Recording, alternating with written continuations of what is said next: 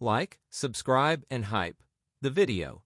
Also, leave a comment on any topics you want to hear about in the future. Okay, let's dive in. Everything you have ever seen in your entire life. Every star, every planet, every galaxy, every atom that makes up your body. Every particle that has ever been detected by any instrument ever built. All of it, every single thing we have ever directly observed or measured, accounts for less than 5% of the total mass and energy content of the universe. The other 95% is something else entirely. Something we cannot see, cannot detect directly with any instrument currently available to us, and cannot explain using any of the physics we currently understand. We call it dark matter and dark energy, not because we know what it is, but because we have no better name for something we've never actually seen. Today, we're walking through what we actually know about these two invisible components of the universe, the evidence that tells us they must exist, what we think they might be, and why they represent one of the deepest unsolved mysteries in all of modern science. In our next episode, we're getting into the alternative theories and fringe claims surrounding dark matter and dark energy, including the researchers who think dark matter doesn't exist at all, and what they think is actually going on instead. Stick around for that one. The story of dark matter begins with a woman named Vera Rubin, an astronomer who spent much of her career in the 1960s and 70s, measuring how stars and spiral galaxies move around their galactic centers, and finding something that made no physical sense according to any existing theory.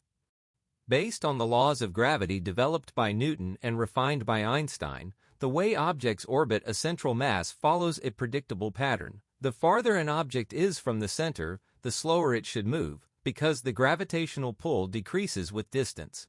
This is exactly what we observe in our own solar system. Mercury, the closest planet to the Sun, orbits far faster than Neptune, the outermost planet. The relationship between distance and orbital speed is one of the most well-tested predictions in all of physics. But when Rubin measured the orbital speeds of stars at different distances from the centers of spiral galaxies, she found something completely different.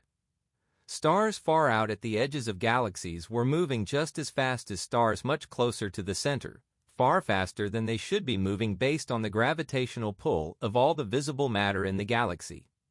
In fact, stars at the outer edges of many galaxies were moving fast enough that they should, by any conventional calculation, be flying off into intergalactic space rather than remaining in orbit. The only way to make the observed orbital speeds consistent with known gravitational physics was to add an enormous amount of additional mass that wasn't visible, wasn't detectable by any instrument available at the time, but was gravitationally influencing the stars just as real mass would. This additional invisible mass is what we call dark matter, and Rubin's work was among the first compelling, quantitative evidence that it exists in enormous quantities surrounding every galaxy we've ever observed. Like, subscribe, and hype the video, because the galaxy rotation problem was just the first piece of evidence. It kept piling up. Einstein's general theory of relativity predicts that mass bends the path of light passing near it, a phenomenon called gravitational lensing. The more massive an object, the more dramatically it bends light passing nearby, and this bending produces characteristic distortions in the appearance of objects seen through or around massive structures. Astronomers have used gravitational lensing as a tool to independently measure the total mass of galaxy clusters, the enormous structures containing hundreds or thousands of galaxies bound together by gravity. The method works because the degree of lensing distortion depends directly on the total mass doing the bending, regardless of whether that mass is visible or not. What gravitational lensing measurements consistently show is that the total mass of galaxy clusters, as measured by their lensing effect on background objects, is dramatically larger than the mass of all the visible matter, stars, gas, and dust, that can be directly observed in those clusters. The typical ratio is roughly 5 to 1. For every unit of visible, ordinary matter in a galaxy cluster, there appears to be roughly 5 units of something invisible contributing to the total gravitational mass. One of the most famous and compelling single pieces of evidence for dark matter comes from a system called the bullet cluster. two galaxy clusters that collided and passed through each other. In this collision, the visible gas and dust in the clusters was slowed down by electromagnetic interactions during the collision and remained concentrated in the center. But the gravitational lensing maps of the system showed the majority of the total mass located separately from the visible gas, out at the edges where the galaxy clusters had passed through each other and continued moving. The dark matter, interacting only gravitationally, had passed straight through the collision while the visible matter got stuck in the middle.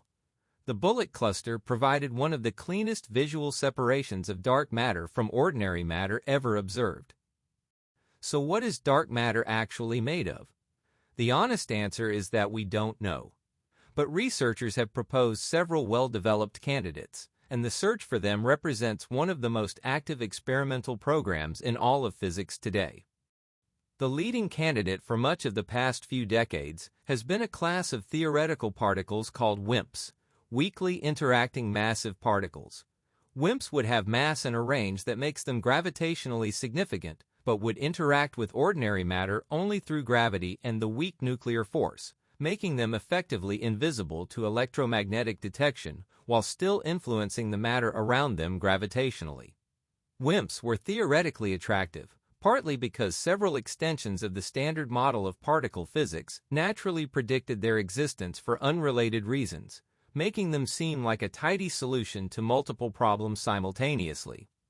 However, decades of increasingly sensitive experiments specifically designed to detect WIMPs directly, by placing large, ultra-sensitive detectors deep underground to shield them from background radiation and waiting for a dark matter particle to occasionally interact with the detector nucleus, have so far returned no confirmed detections.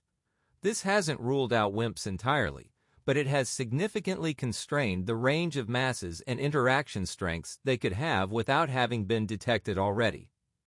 Other candidates include axions, extremely light theoretical particles originally proposed to solve a different problem in particle physics, and sterile neutrinos, hypothetical cousins of the neutrinos we know exist. Each of these has dedicated experimental searches underway, and none has yet produced a confirmed detection. Like, subscribe and hype the video, and now let's turn to the second half of the invisible universe. Dark matter is strange enough. Dark energy is stranger.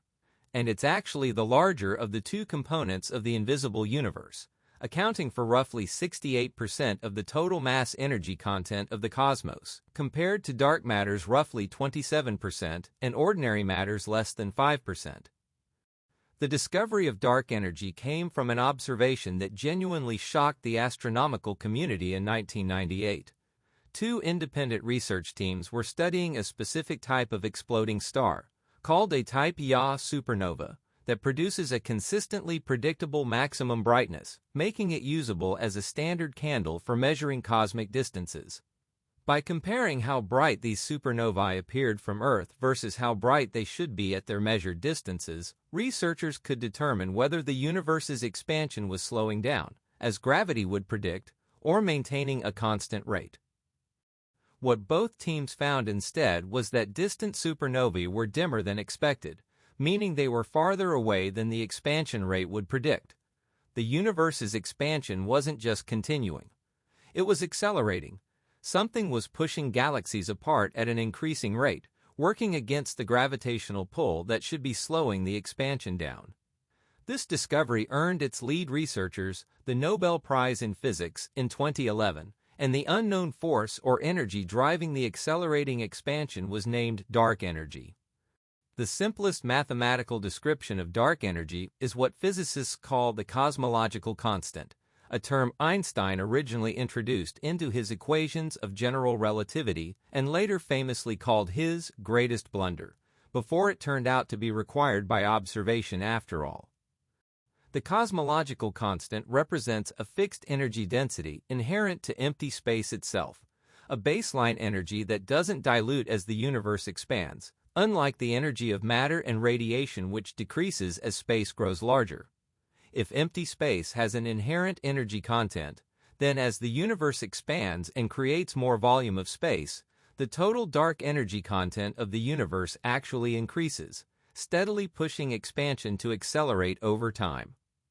The deep problem with this explanation is that when physicists calculate what the cosmological constant should be based on quantum field theory, the best current framework for understanding the physics of empty space, the predicted value is off by a factor of somewhere between 10 to the power of 60 and 10 to the power of 120 compared to what's actually observed.